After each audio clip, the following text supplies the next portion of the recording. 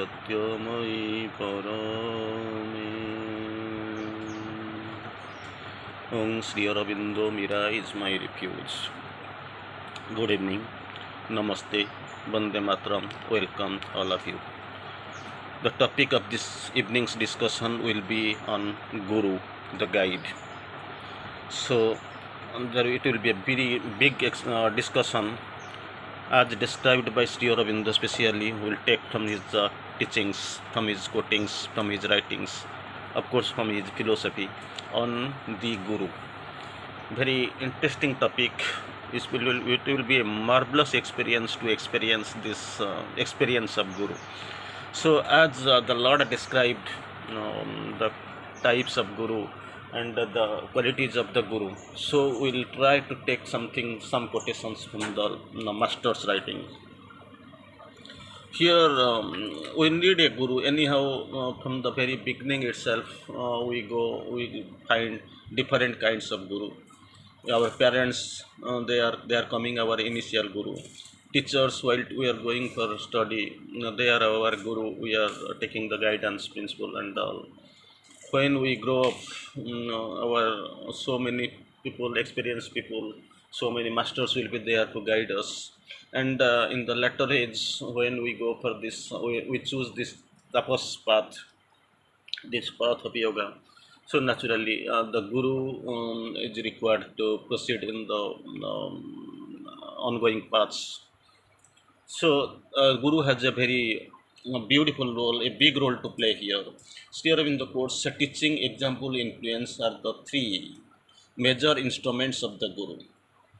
Teaching, example, and influence. These are the three great instruments of the Guru, three weapons of the Guru that the Guru uses on his disciples.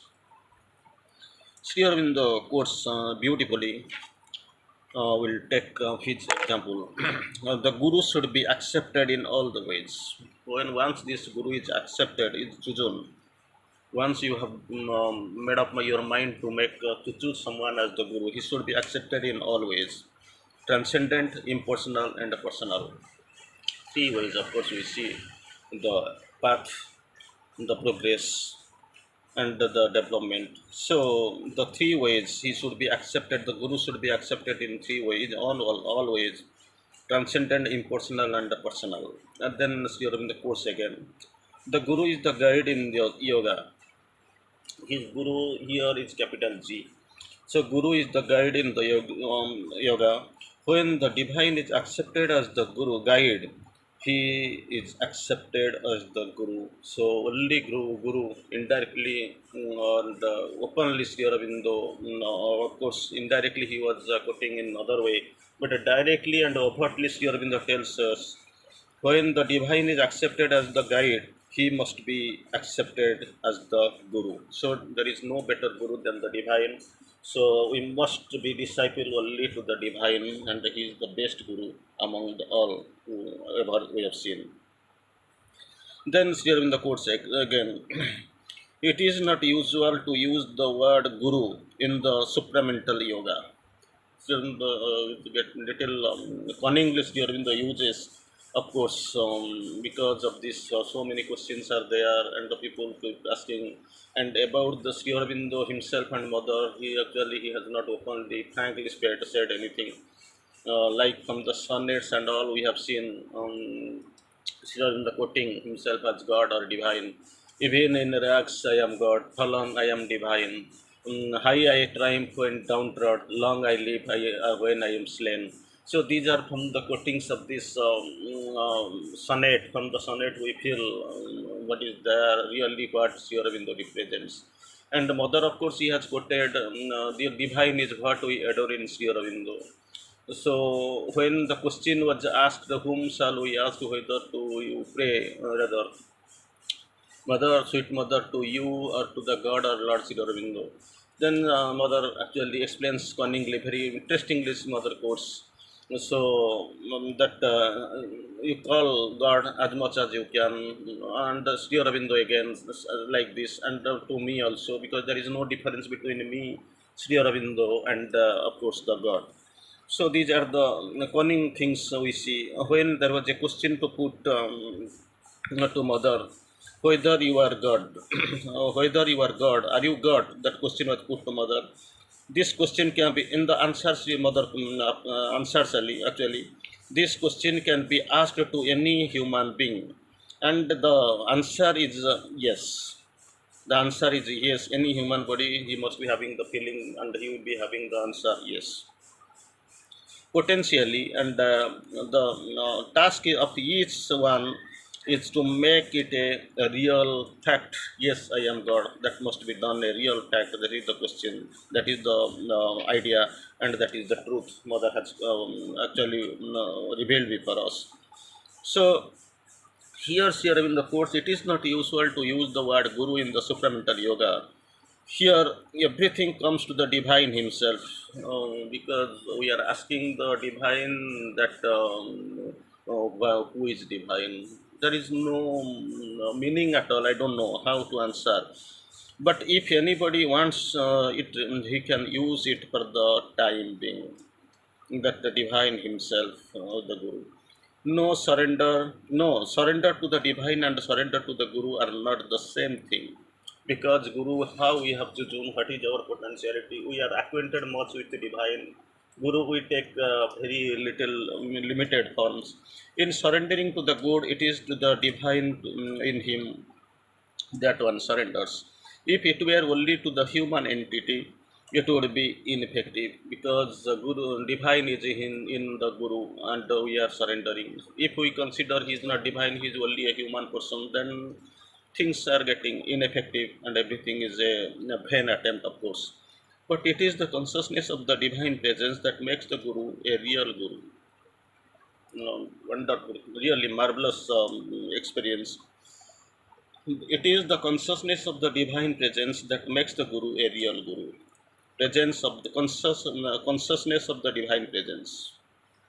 So that even if the disciple surrender to him thinking of the human being to whom he surrenders, that presence will still make him effective. The thing is that consciousness will be there, which where you are, and how much your consciousness has been elevated, how much it is transformed, or it is where it is. All the true gurus are the same, but the condition is that he has used the master has used the term true. All the true gurus are the same, the one guru, because all are the one divine. The divine person is there in all. That is a fundamental and universal truth. But there is the truth of difference also. It is there. God, the divine person is among you, among us, among the guru, everywhere. But Sri Aurobindo differentiates in different way. The divine dwells in different personalities with different minds, teachings, influences, so that he may lead different disciples in their special need, character, destiny by different ways to the realization. How far he has gone, how far he is equipped with divine teaching minds, different minds. So as per his progress, as per the requirement, he can also guide, he can teach, and proceed, make help the people proceed further. It does not follow the disciple to, does well if he leaves one meant for him to follow another. It is not necessary. Then Sri Aurobindo quotes again, surrender to the Guru is said to be surrender beyond all surrenders, because through it you surrender not only to the impersonal but to the personal. So surrender to the good through Guru, if it is wholehearted, entire, the complete surrender, it is not only to the Guru but also to the impersonal, but also and also to the personal. Not only to the divine himself but to the divine outside you. You get a chance for the surpassing of the ego, not only in the retreat into the self where the ego does not exist, but in the personal nature where it is the ruler. So within surrender, both the things, the surrender to the impersonal and both personal, both are coming. It is the sign of the will to complete surrender to the total divine, samagram man, the integral divine, total divine, manusim tanum, actually. Asritam. Of course, it must be a genuine spiritual surrender to all that is true. So again, we'll go. The relation of the guru and the disciple is only one of the many relations which one can have with the divine. Everything centered around the divine. The goal is divine, divine, divine, divine. Everywhere you see is here in the course here.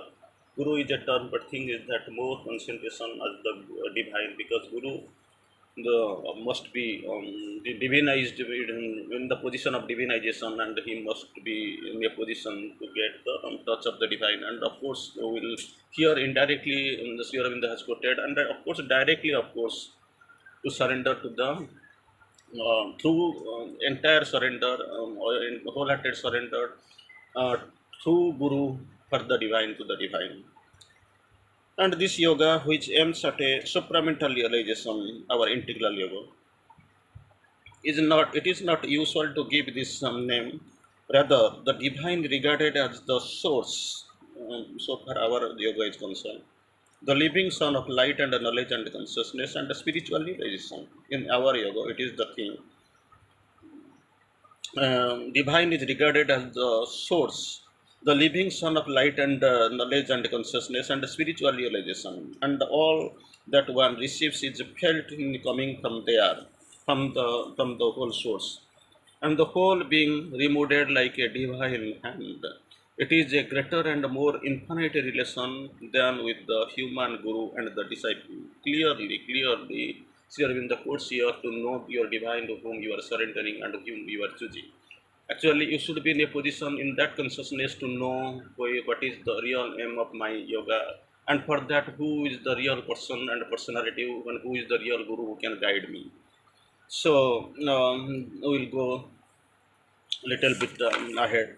The best possible way to allow the divine grace, for that actually what we have to do, to work in you, never to oppose it, never to be ungrateful and turn against it, but to follow its always the goal of light, peace, and the unity and the ananda.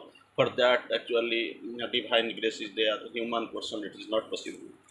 Then beautiful and grace has to come. Few are those from whom the grace withdraws, but many are those who withdraw from the grace. That is the irony. That is the puzzle. That is the enigma. The surrender by any means is good, but obviously the impersonal is not enough. For surrender to the to that may be limited to the impersonal, rather the inner experience without any transformation of the outer nature. So, all the gurus Sri Aurobindo has told, one guru Sri Aurobindo has already quoted.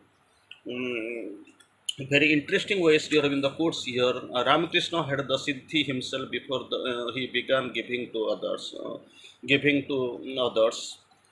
So had the Buddha had also the realization, siddhi himself. Then Sri Aurobindo quotes realization. Ramakrishna always put that as a rule, that one should not become a teacher to others until one has full authority, full siddhi. Until that, nobody can be the guru. So the action of the force does not exclude tapasya, concentration, and the need of the sadhana. Its action is rather to come as an answer or help to these things. So like this, it is there. So before coming time is actually ticking out. Up now, no liberated man has objected to Gurudeva. It is usually only people It is only people who live in the mind are vital and have pride of the mind and the arrogance of his vital, that find it below their dignity to recognize a guru. So guru must be accepted once you accepted in all ways. Thank you.